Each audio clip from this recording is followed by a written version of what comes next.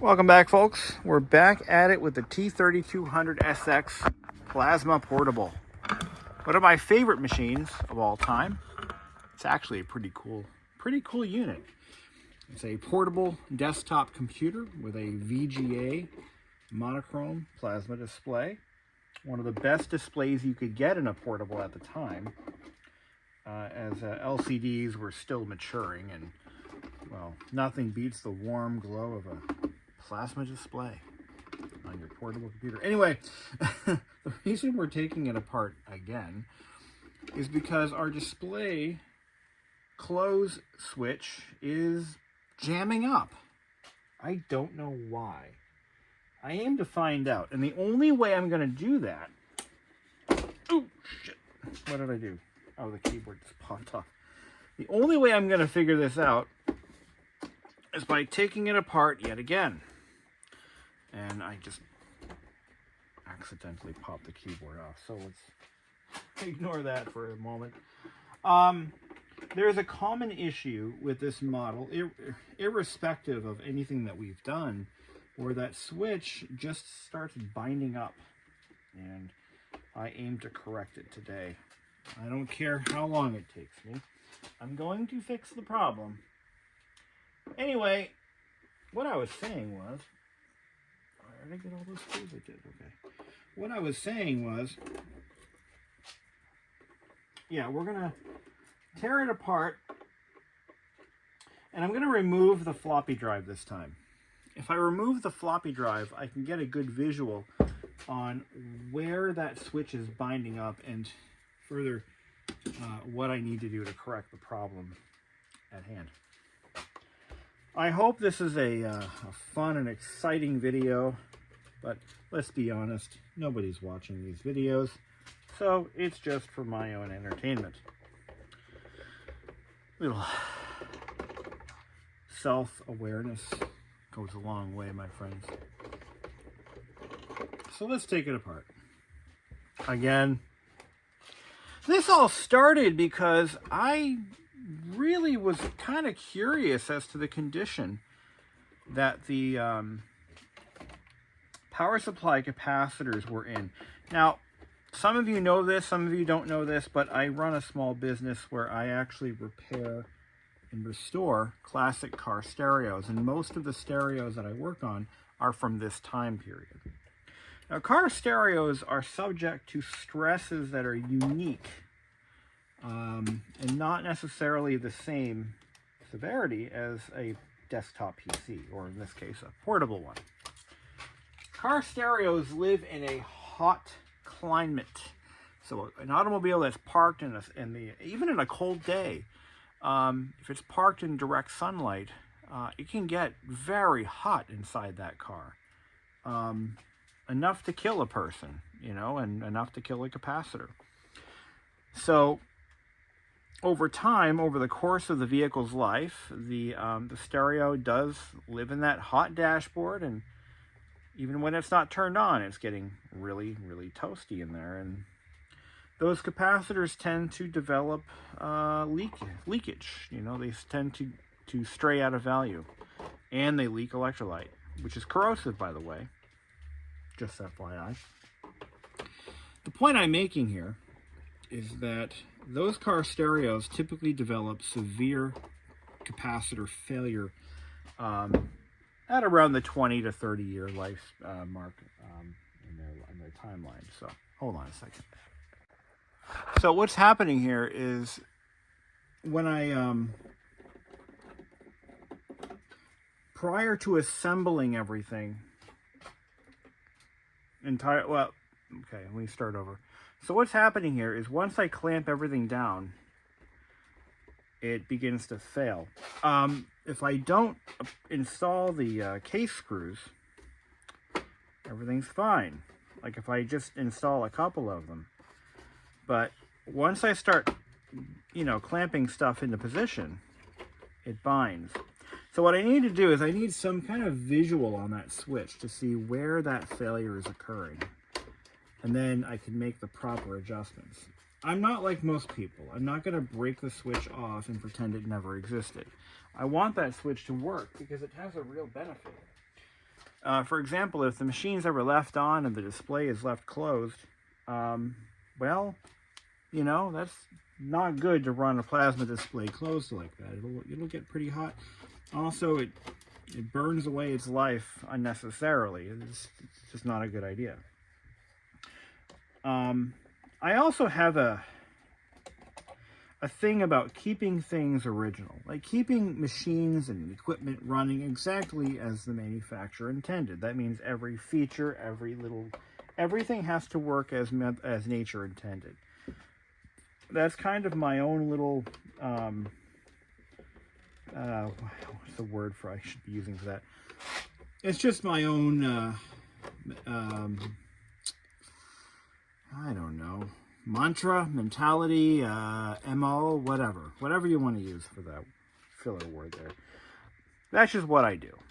Which is why this laptop portable, it's not a laptop, but this portable has a mechanical hard drive, even though I have a beautiful CF card adapter XTIDE kit. I have the whole thing, and I could be using that, but I'm not going to use it. Not on this. Maybe something else. Anyway, my point is, this is just how I operate. Some people don't agree with me. That's okay. That's totally fine. You don't have to agree with me. But, you know, just to give you guys an idea as to what... I know I have options. You know, I could rig up another switch. I could do all kinds of cool stuff. But I'm not going to do that because that's just not what I do. That out of the way, let's get this disassembled. So we're going to pull this all apart again. Remember what I said in the beginning of this series? I said I didn't want to ever take it apart again. Well, the joke's on me, because this is probably the 10th time I've had this unit apart. No, really, like it's been a minute. In other news, yeah, so if I had not gone in for exploratory surgery, none of this would be happening right now. So one of my viewers made a comment that you know what, I don't disagree with him. He said recapping is completely overrated. Well, that depends on the situation. I kind of would agree with him on that, but what I was getting at earlier when I was talking about my stereo business is that I have, after a few customer callbacks on radios that I had already fixed, I decided that the only way to move forward with a reliable product at the end was to just take on recap jobs.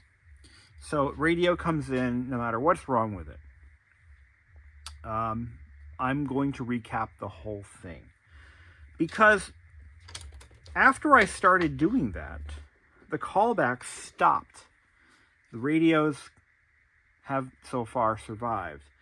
And I have had not one callback for a radio that I've recapped.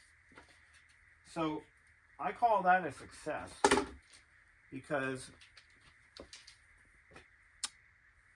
that's the result you want. You don't want callbacks. You don't want people to say, oh, well, it worked for the first couple of months and now it's dead again. Because if I didn't recap some of these radios and just did visual inspections and just fixed only what was wrong, they would eventually have, in any length of time, it's hard to say how long it would take, but they would be calling me back saying, hey, you fixed it a year ago and now it's dead again. What the hell? That's what I want to avoid. But anyway, so recapping is, I'm calling it targeted recapping, because we're recapping stuff that is a known failure point for this machine. Power supply capacitors are a known failure point. And to that end, mine were failing. They were doing the thing that they are known to do. Anyway, enough ranting. This is the switch in question, and it's got a little plastic rod, and we're trying to figure out where it is becoming misaligned.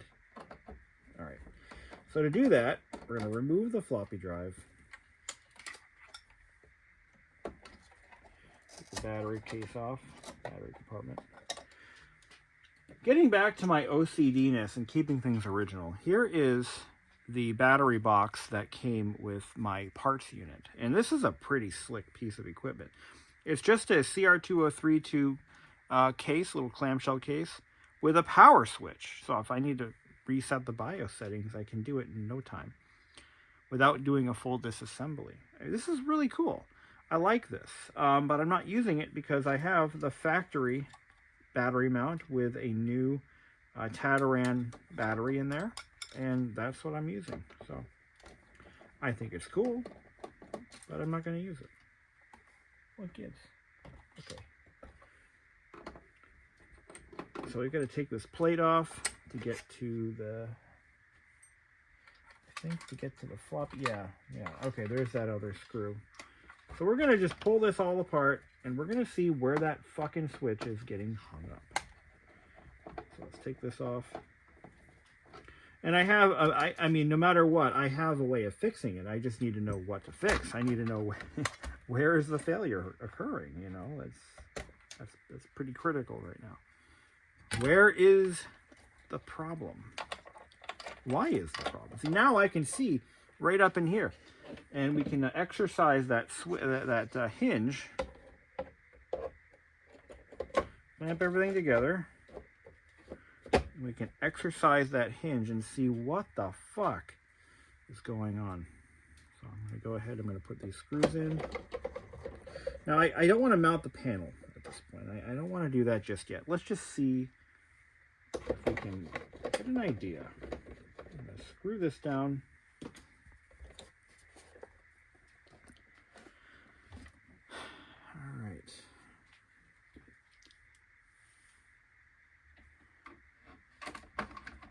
But yeah, I like the idea of solid state discs in classic equipment, but just not for me, you know. Unless, like, for example, and I've discussed this before, my Tandy 1000. That is a machine that I have owned since I was 5, and it's been part of my life ever since. But Tandy, Radio Shack never really released a hard drive for that thing, so there was no factory option to look at. Let's see here. Okay, so I see where the switch is. Oh, no, that's not right, because the plate's not installed. I was thinking that maybe the problem is it's rubbing against the display cable, but I'm not sure I buy that right now. But that would be all right, let me get a flashlight. I'm gonna take a look. So, all right, I see where the switch is. It's not rubbing against anything. But when I go to close the lid, I'm going to use one of these here. When I close that lid,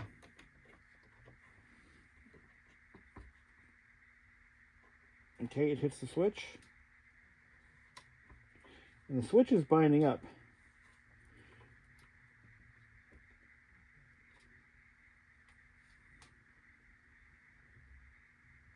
On what, I don't know. But it's binding up. What is it binding up on? I can't really tell.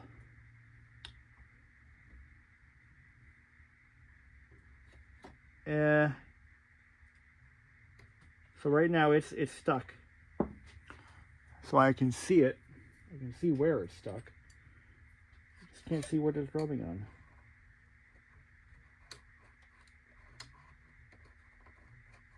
But yeah, it's definitely getting stuck.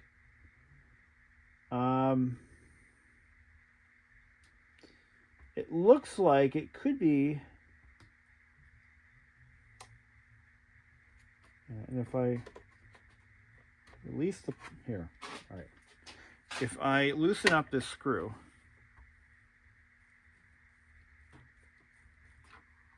and this one here,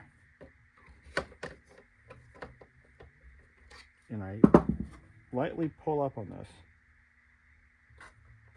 or is it putting pressure down? Okay. What is it getting stuck on?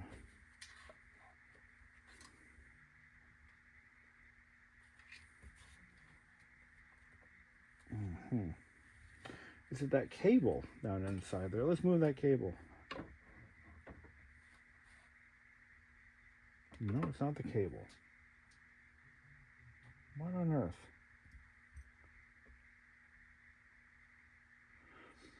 All right.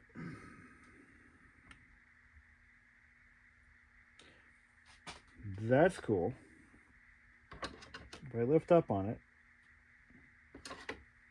what if I loosen this up a little more? I think we're getting somewhere. Okay.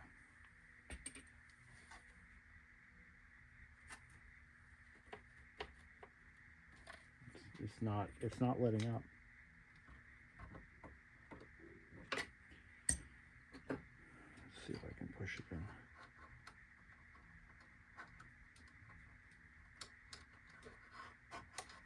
What is it rubbing on?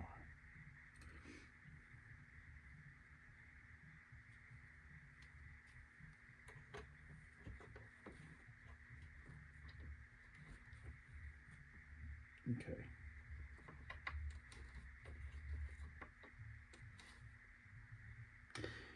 All right, here's what I'm going to do. I think I got a solution in mind here. Yeah, here's what we're going to do. So what I'm going to do, we're going to take the cover back off, because I think we know roughly what's happening. Now that I can see it, I can make a more informed decision as to what I'm going to do to solve it. Here we go.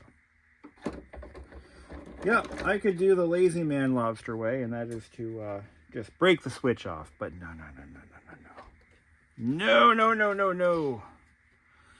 Father Toshiba would roll over in his grave.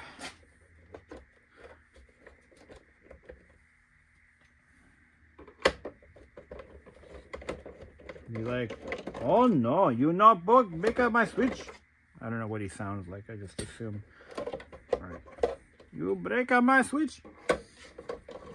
You pay price. Okay.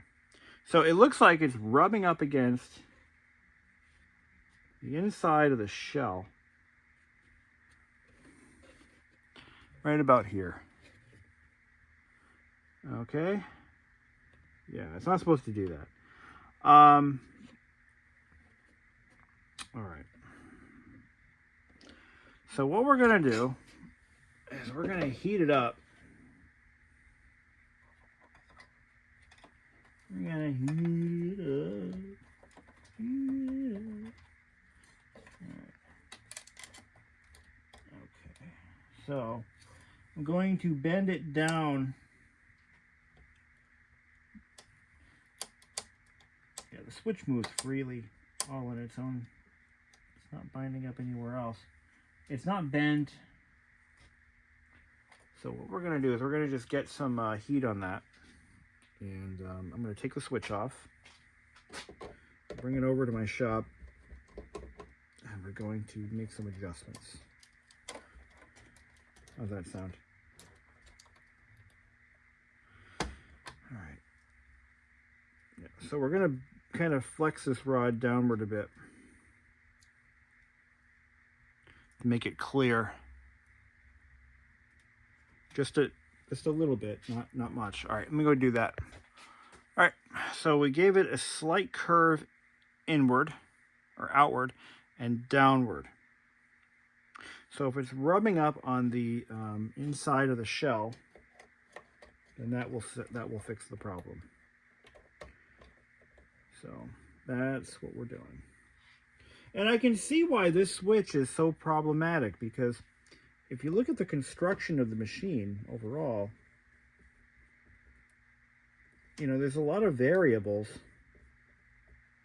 related to the power supply assembly. So one slight misalignment or variation from a precise original drawing that power supply may have in its design construction this whole switch will be forever misaligned. So I can see why this would be a problem.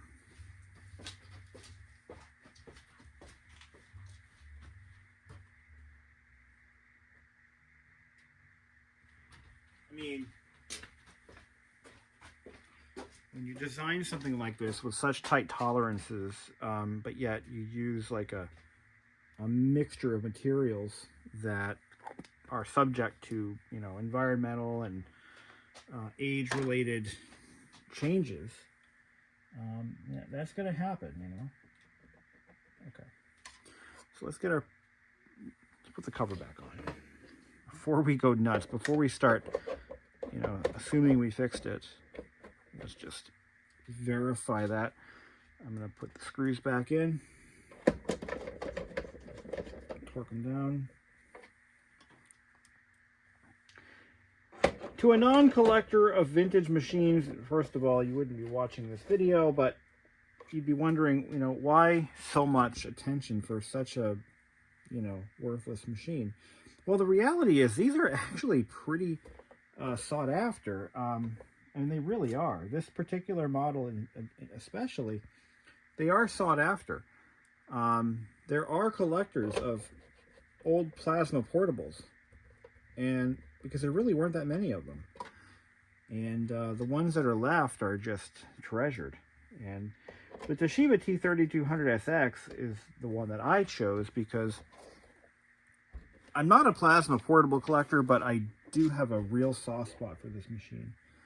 And I've discussed this at great length in my videos, but I had one of these when I was about 12 years old, and it was my very first Windows computer. Like, full stop, my very first ever Windows machine. First computer I ever owned that was capable of running Windows. And my family didn't have a lot of money, and my parents asked me what I wanted for Christmas, and I told them, I said, well, this used computer store has these computers. They're $50 a piece, and they run Windows 3.1, and I want one. So that's what I got that year. So anyway, it served me well for the time I owned it, but I just kind of miss having it. So here we go.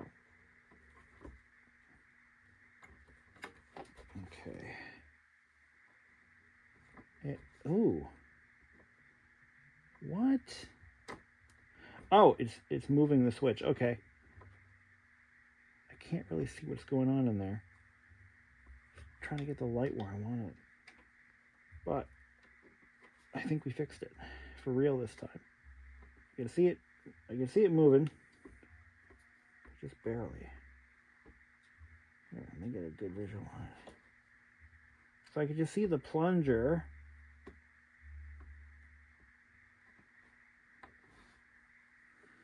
I mean, I think I fixed it. So there's the plunger. All right, you know, I need to shut this off. There we go. Focus my light better.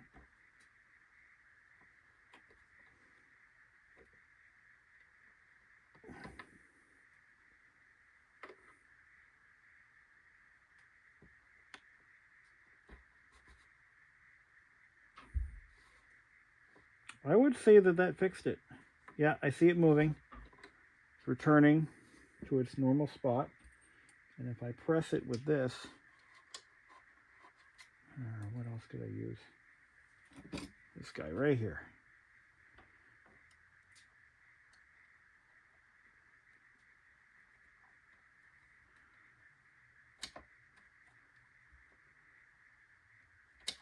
I can't grasp it.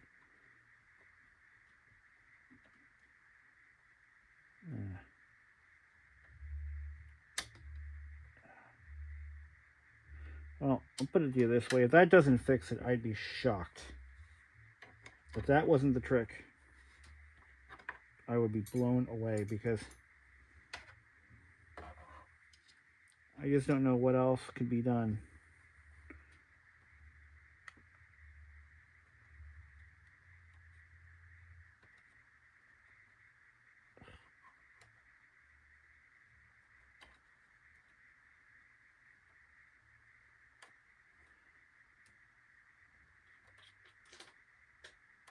Yeah, that's it. That did it.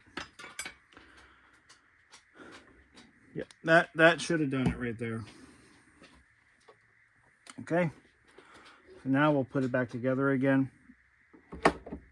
Before we apply the applique on the display so we don't ruin it, we're going to do complete reassembly and then a final test to make sure that it worked. Ooh, watch out. Watch out. All right, so let's do that. Okay, here we go. It's go time. And then once I confirm we're good, we can finish this job once and for all. I know I'd like to put this job behind me. I don't know about you guys. Here we go.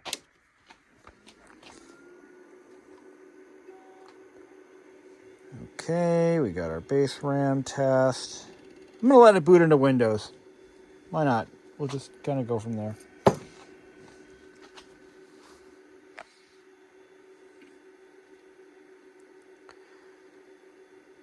Good old any drive.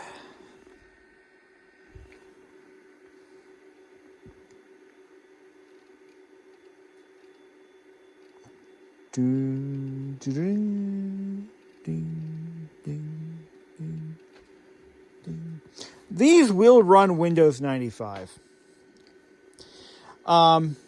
However, they run it very poorly. I think another YouTuber did actually do Windows 95 version A in one of these just for fun. And I forget who that was. All right, here we go. Light goes off, light goes on. Light goes off, light goes on. Light goes off, life goes on. Okay. We're good. We're good. Right? Pop the champagne cork, we're good. Oh, I wasn't even on full brightness at that point. Oh, cool. All right. Yeah, that's good. That's looking good. All right, let me put this back together. Put the screw covers back on. And we can call this one a done deal. And I can go.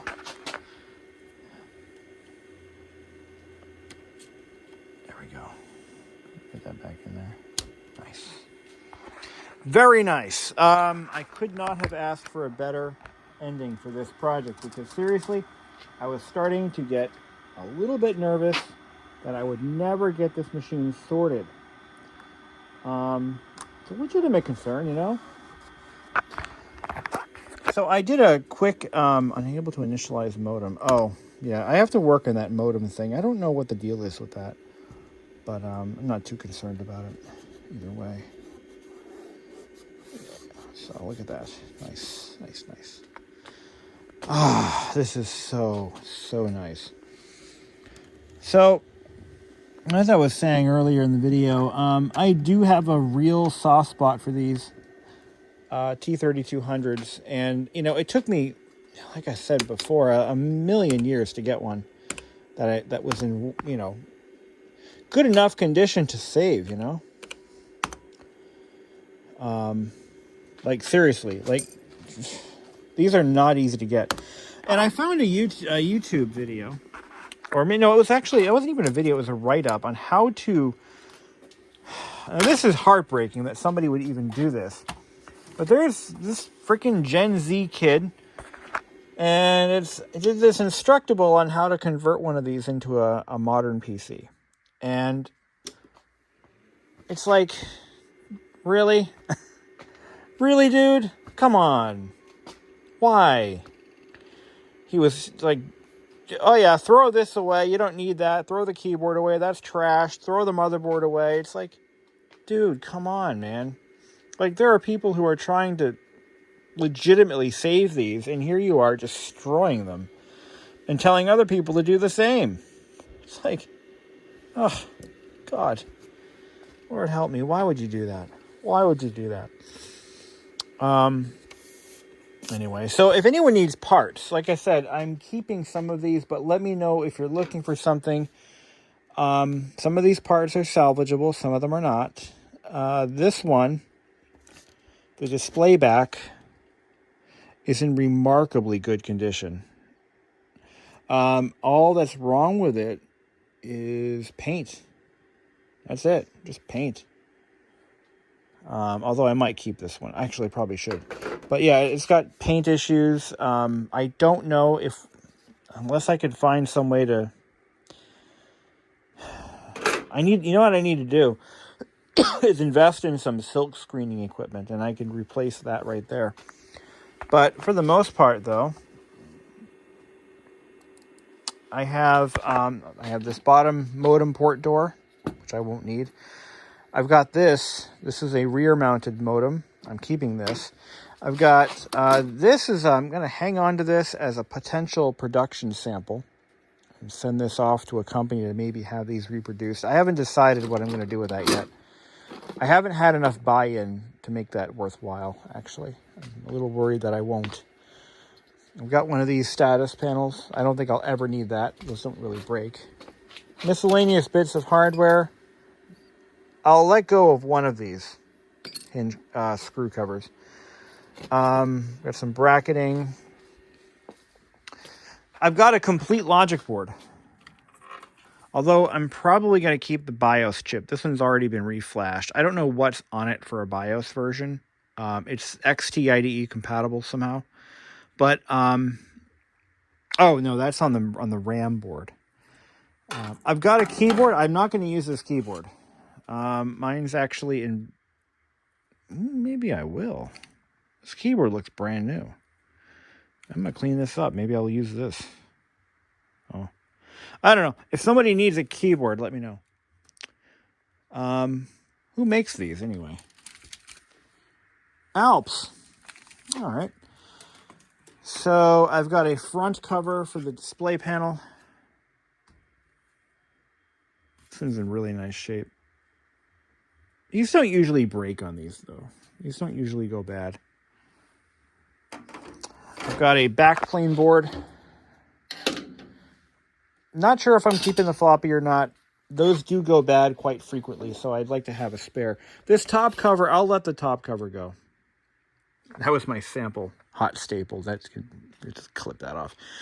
I wanted to see how the hot staple would take to the plastic, or vice versa. This one has some cracking on the standoffs, but I'm going to keep I'm going to keep this hinge right. I'm going to keep both hinges. Doesn't mind. You don't need my hinges. I'm keeping those. But just kidding. I've got this panel. I'm not sure if somebody wants to offer me something reasonable for it. It does work.